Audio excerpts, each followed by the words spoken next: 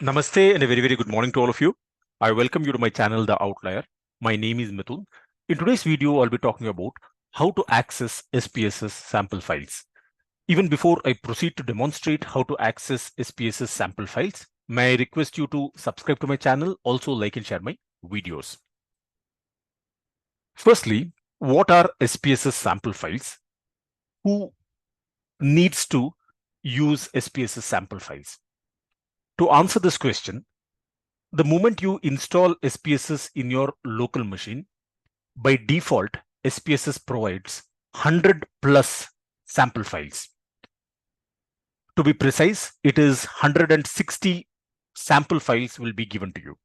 Some of these files are data files, others are output files. You also have syntax files. If you're a beginner and you want to get started with exploring some of the features in SPSS, a good starting point would be to grab some data from the sample files and experiment with different options that SPSS has. So how do you access these files? To access the sample files, as you can see, you have to click on the File Explorer. Right now, I'm in the Home button. What you can do is you can click on the C drive. This is the C drive option. Once you click on the C drive, you will be shown different folders. Primarily, I'd like to draw your attention to what is called as the program files. You can go ahead and click on the program files. The moment you click on the program files, SPSS displays all the folders that are present in the program files. You have many folders, so it's very easy to get confused. You can click on the second option from the top, which is called as the IBM folder. Let me go ahead and double click on this. The moment I click on the IBM folder, what SPSS does is it takes you to one single folder called as the SPSS folder. Please click on the SPSS folder. The moment you click on the SPSS folder, you have one more folder inside this, which is called as the statistics folder. Let me go ahead and click on the statistics folder. This will lead to one single folder called as 25. The version that I am using currently is the 25th version of SPSS, and therefore there's a folder created called 25. If you're using a different version of SPSS, like the 13th version of SPSS or the 16th version of the SPSS, you can see a folder with a corresponding name. Let me go ahead and enter the 25th, the folder whose name is 25. Now, the moment I enter this particular folder, you're shown different options. What I'd like to do at this stage is draw your attention to the samples folder. This is where all the files that you want are available. Let me click on the samples folder. Here, right now, I'm inside the samples folder. You can see here, you can access SPSS files. If you want to access the English version of the file, you can do it. If you're from France and you want to see the French version of the file, that is possible. German, Italian, Japanese, Korean, Polish, Russian, simplified Chinese, Spanish, traditional Chinese. You have different folders based on the country and the language of your choice. What I will do is I'll click on the very first folder, namely the English folder. Once I click on the English folder, this is where you can locate all your sample files. I'll again tell you the path to access the sample files. You can see here, this PC, you have to move on to C drive. Within C drive, program files. Within program files, it is IBM folder. Within IBM folder, SPSS. Inside SPSS, you have to click on a folder called as statistics. And within statistics, it is the 25th version. Then you have to click on the samples folder and access the English folder. As you can clearly see here, there are many different files here. There's a message here which says 163 items. Yes, you have access to 163 files now. Please observe, these are all sample files. There's a file called as accidents.sav. You have adl.sav, advert.sav. Then you have aflatoxin 20.sav, so on and so forth. May I draw your attention to a couple of important points.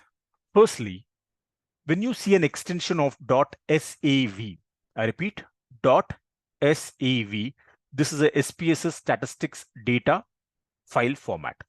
All SPSS files have an extension of .sav, just like Excel has an extension of .xls or .xlsx, or Word documents may have an extension of .doc. SPSS files have an extension of .sav.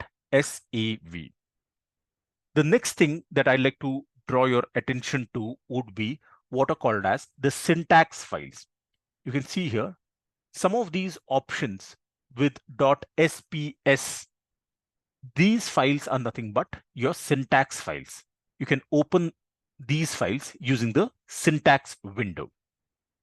The third kind of files that you will find are the .cs plan. Let me just quickly look for .cs plan. You have one which is of XML format.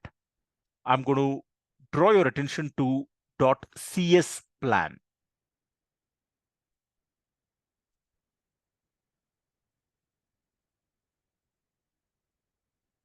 Yes, this is not the one.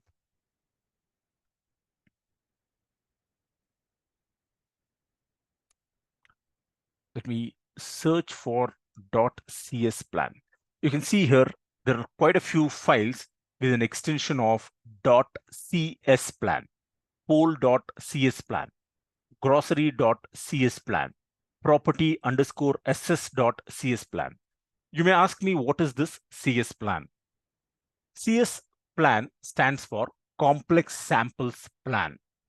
This kind of file is mostly useful when you are working on the complex samples module in SPSS.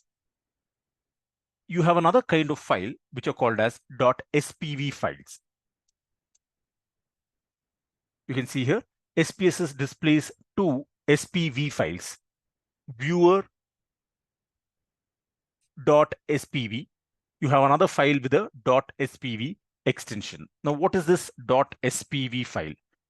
The SPSS output file format has an extension of .spv.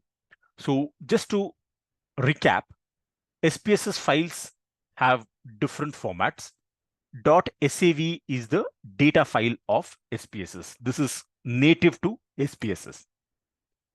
If you want the syntax file, they have an extension of .sps. Complex samples file have an extension of .cs plan, and the output files for SPSS have an extension of .spv.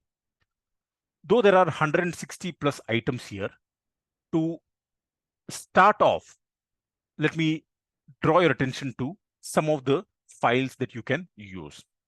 One of my favorite files is what is called as the employee data. Let me just quickly open this file.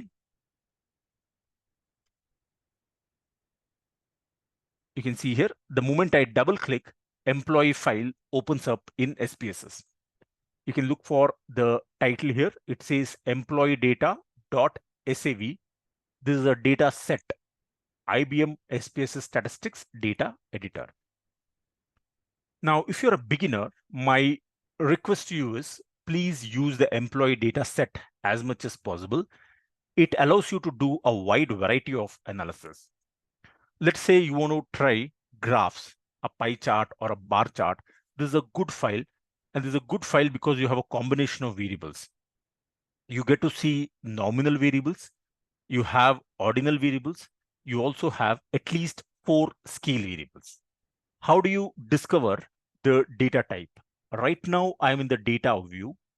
Besides data view, there's a tab which is called as the variable view. Let me click on the variable view. In the variable view, as you scroll to the extreme right side, you can see the measurement type. Some of these variables are scale variables, others are nominal data type, and the third type of variables are ordinal. So you will get all kinds of variables in this particular file. And therefore, I would encourage you to use employee dataset. Now, what are some of the options that you can try? Using this particular file, you can try graphs. It could be pie chart, bar chart, histogram, box plot. All of these things can be done. Secondly, you can generate a lot of descriptive statistics using this particular file. Mean, median, mode, standard deviation, minimum, maximum range. Any of these things can be easily obtained using the employee dataset. Thirdly, if you are interested in doing hypothesis testing like ANOVA or t-test or non-parametric tests, again, you can try any of these things in the employee dataset. Secondly, let me go back to the samples folder. There's another interesting file here. This is the second file which I'd like to draw your attention to. This is called as the car sales file. Again, one of my favorite files. Let me double click on car sales. You can see here, as the name itself suggests, it says car_sales.sav, dataset 16. It has data about the car manufacturer. It gives you manufacturer as well as model name. Besides this, you can see a lot of variables like sales value, resale value, type of the vehicle, price, engine size, horsepower. This data set has a lot of scale variables. You can obtain at least 11 different scale variables here. Why should you use the car sales?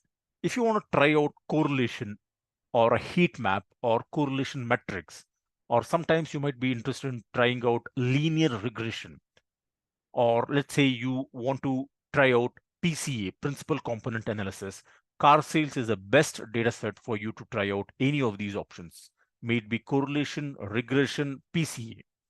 You might not find this data set very useful if you're doing hypothesis testing because it just has one categorical variable type. Unless you're doing a independent samples t-test, this particular file will not be much useful to you for hypothesis testing purpose.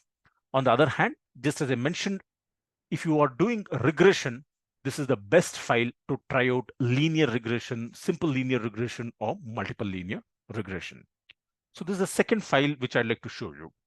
The third file, let me go back to the samples folder. There is a file which is called as telco.sav.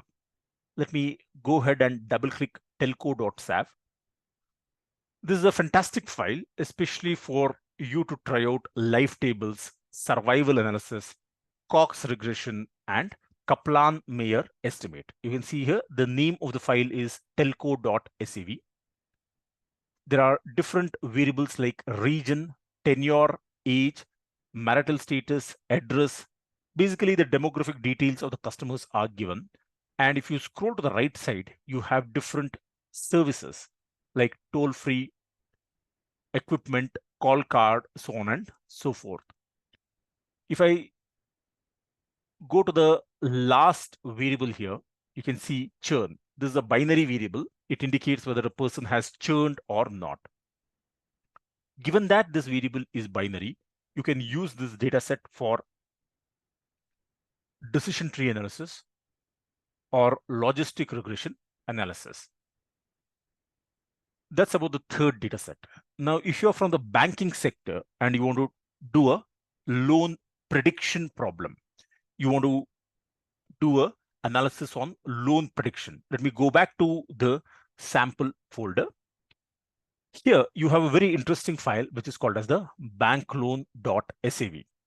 Let me double click on bankloan.sav. You can see here, there are different customer details about the customer, like age, education level, number of years with the current employer, address, income, debt income ratio. You have other variables as well. And the last variable is default, yes or no. This is a good example. This is a good data set, especially if you want to try out binary logistic regression. You may not want to use this for decision tree or any of the other problems, but for logistic regression, I found this particular data set very, very useful. Last but not the least, I'd like to show you one more data set, which is called as broadband underscore SAV. You can see here, this is the fifth data set, broadband underscore one dot SAV. You can see here, you have data about the number of subscribers for 85 different markets. You have market 1, market 2, market 3.